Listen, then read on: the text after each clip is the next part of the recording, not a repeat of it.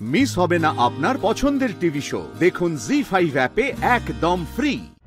তুই যদি পা না রাখিস তাহলে আমিও পা সরিয়ে নেব, জীবনটাই দিয়ে দেব।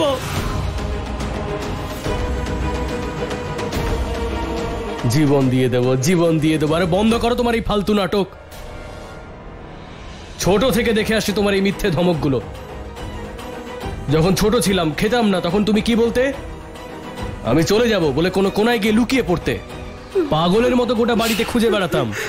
তখন বাড়ির লোকেরা বলতো, বাবা খেয়ে নাও, তোমার মা ঠিক ফিরে আসবে। এক নিঃশ্বাসে পুরো খাবারটা খেয়ে ফেলতাম। তখন ছোট ছিলাম মা, এখন বড় হয়ে গেছি। তুই তো বড় হয়ে গেছিস, কিন্তু আমার ভালোবাসা এখনো তো সেখানেই আছে। আর শোন, আজ আমি কিন্তু মিথ্যে বলছি না, আজ আমি একদম সত্যি কথা বলছি। গ্রামের ওই মন্দিরে গিয়ে তোর জন্য আঁচল পেতে ভিক্ষে চেয়েছিলাম না আমি, সেই মন্দিরের পুকুরেই আমি ডুবে মরবো। তখন ভগবান বিচার করবে মা ঠিক না ছেলে ঠিক। তখন তো বাড়ি আসবি না নিজের মায়ের মুখে আগুন দিতে।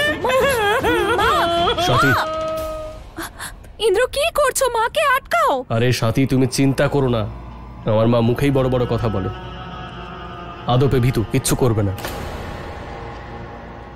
এ নাও, তুমি ধরো, দুধ এনেছি, ভালো করে একটু চা বানাও তো। অদ্ভুত তো তুমি, মা ঝাঁপ দেবে বলে গেল আর তুমি চা নিয়ে পড়ে আছো। আরে শাশুড়ি বউয়ের সিরিয়ালের থেকে বেশি ড্রামা আছে ওনার মধ্যে। বেকার এইসব চিন্তা করো না। এক কাজ করো, তুমি বসো, আমি চা বানিয়ে আনছি। তোমায় কিচ্ছু করতে হবে না, আমি গিয়ে দেখে আসছি। সাথী শোনো,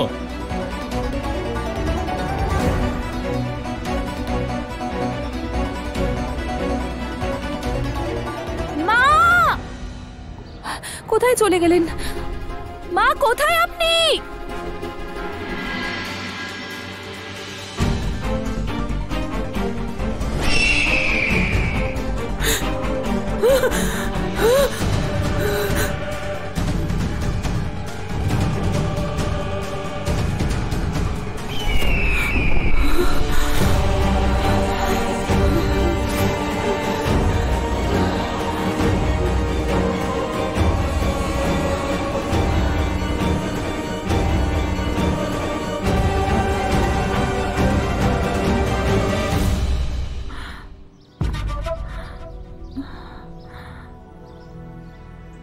এখনো তো কেউ এলো না এখানে। ইন্দ্র তো আসবে না জানি, কিন্তু সাথী সেও এলো না। বাবা মা এইটুকু শিক্ষা দেয়নি যে মরতে যাওয়া শাশুড়িকে বাঁচাক। হে ভগবান, আমার এই সব কিছু ব্যর্থ না হয়ে যায়।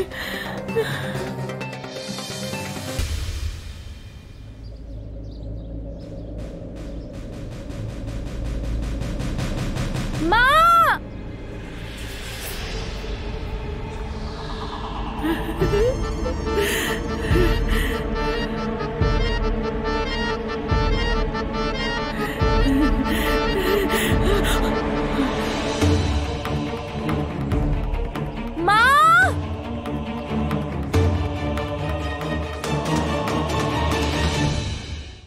জি5 ডাউনলোড করুন আর সব এপিসোড দেখুন একদম ফ্রি।